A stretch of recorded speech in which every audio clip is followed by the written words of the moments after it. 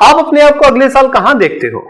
शायद मैं अगले साल अपनी पढ़ाई कर रहा हूंगा, या शायद मैं कहीं पर जॉब कर रहा हूंगा।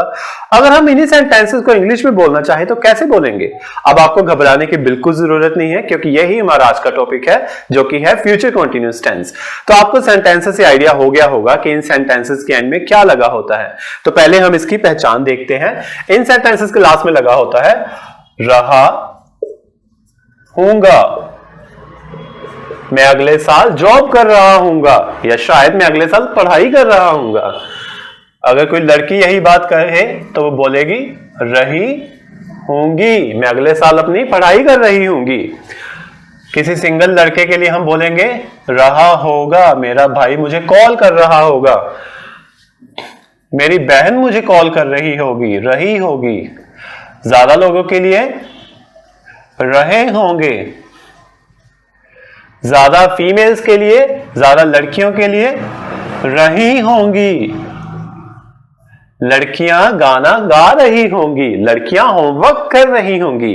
तो ये है हमारे फ्यूचर कंटीन्यूअस टेंस के इंडिकेटर्स। इन सेंटेंसेस के लास्ट में ये वर्ड्स लगे होते हैं, जिससे हमें पता चलता है कि हमारा फ्यूचर कंटीन्यूअस टेंस है।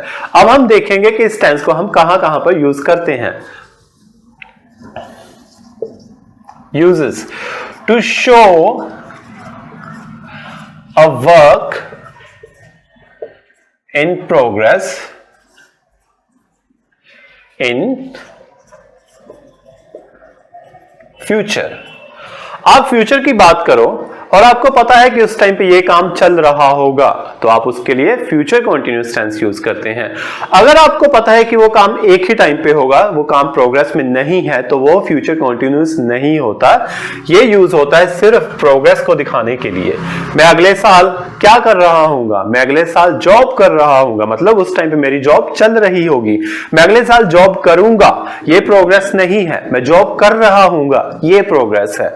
तो समझ गए कि फ्यूचर कंटीन्यूअस टेंस कहां यूज करते हैं। फ्यूचर मतलब आने वाले टाइम में, किसी पर्टिकुलर टाइम पे जो काम चल रहा हो, उस वक्त काम चल रहा हो, अभी खत्म ना हुआ हो, उसके लिए हम फ्यूचर कंटीन्यूअस टेंस को यूज करते हैं।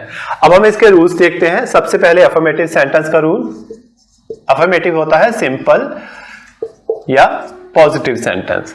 सबसे पहले सब्जेक्ट आएगा। सब्जेक्ट होता है काम करने वाला। कोई भी पर्सन है जो काम कर रहा है, जैसे मैं पढ़ रहा हूंगा, इसमें कौन काम कर रहा है? मैं। तो आई, मैं सब्जेक्ट हो गया। उसके बाद विल, उसके बाद बी। आजकल आपको शैल लगाने की जरूरत नहीं है, क्योंकि मॉडर्न इंग्लिश में शैल बहुत कम यूज होता है, वो भी सिर्फ आई और वी के साथ। जब हम फॉर्मल या लीगल टर्म्स में बात करें तब आपको शैल लगाना होता था। अब आप वो भी ना लगाएं तो कोई इश्यू नहीं होगा, आप हर सब्जेक्ट के साथ विल लगा सकते हो। विल के साथ बी लगेगा। उसके बाद वर्ब की फर्स्ट फॉर्म प्लस आईएनजी लगेगा। वर्ब की first form plus ING continuous tense की पहचान होती है। चाहे आप प्रेजेंट कंटीन्यूअस टेंस की बात करो, चाहे पास्ट कंटीन्यूअस टेंस की बात करो, चाहे फ्यूचर कंटीन्यूअस टेंस की बात करो, हमेशा ही कंटीन्यूअस टेंस में वर्ब की फर्स्ट फॉर्म के साथ आईएनजी लगता ही है। इसका मतलब होता है रहा। जैसे हमने प्रेजेंट कंटीन्यूअस में सीखा था रहा है, रही है। रहा या रही होता है आईएनजी। पास्ट कंटीन्यूअस में था रहा था, रहा था, रही थी, तो उसमें भी आईएनजी आ गया। इसमें है रहा हूंगा, रही होंगी, रहा होगा। तो रहा रही का मतलब होता है verbs first form plus ING. उसके बाद आप लगाओगे ऑब्जेक्ट। ऑब्जेक्ट होता है जिसके ऊपर काम हो। जैसे मैं किताब पढ़ रहा हूंगा, तो किताब पढ़ रहा हूं, तो किताब मेरी ऑब्जेक्ट होगी। लास्ट में आप लगाओगे एक्स्ट्रा पार्ट। एक्स्ट्रा पार्ट में हम लिख सकते हैं काम होने का टाइम, प्लेस, रीजन, मेथड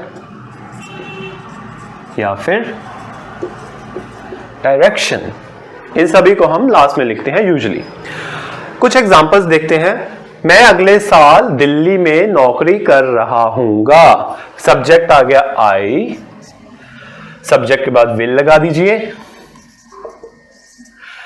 उसके बाद आप आंखें बंद करके बी लगा दो। आपको कुछ सोचने की जरूरत नहीं है। आई विल बी, चाहे आई है, चाहे वी है, चाहे यू है, सिंगुलर प्लूरल कुछ भी देखने की जरूरत नहीं है। सभी सब्जेक्ट के साथ विल बी लगेगा ही लगेगा।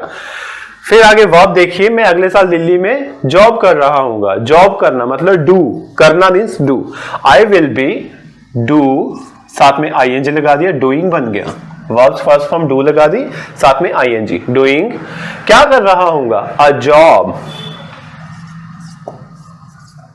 कहां पर? इन दिल्ली। कब?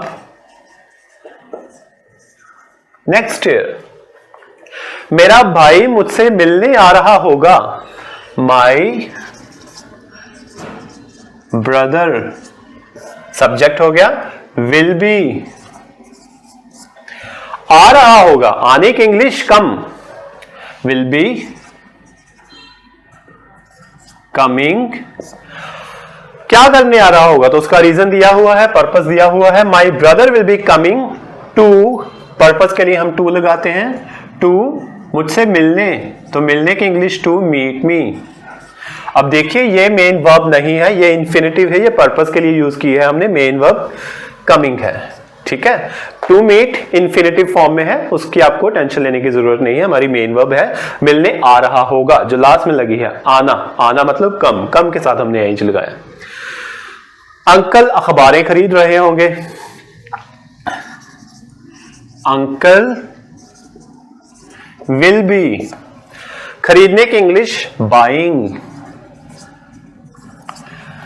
क्या खरीद रहे होंगे? अखबारें, न्यूज़पेपर्स। अखबारें ज्यादा है तो न्यूज़पेपर्स। इसी के साथ हमारा अफर्मेटिव सेंटेंस का रूल कंप्लीट होता है। आई होप कि आपको इतना क्लियर हो गया होगा। नेक्स्ट पार्ट में हम देखेंगे इसी टेंस के नेगेटिव और इंटरोगेटिव सेंटेंस के रूल्स। देखने के लिए स्टे ट्यून्ड।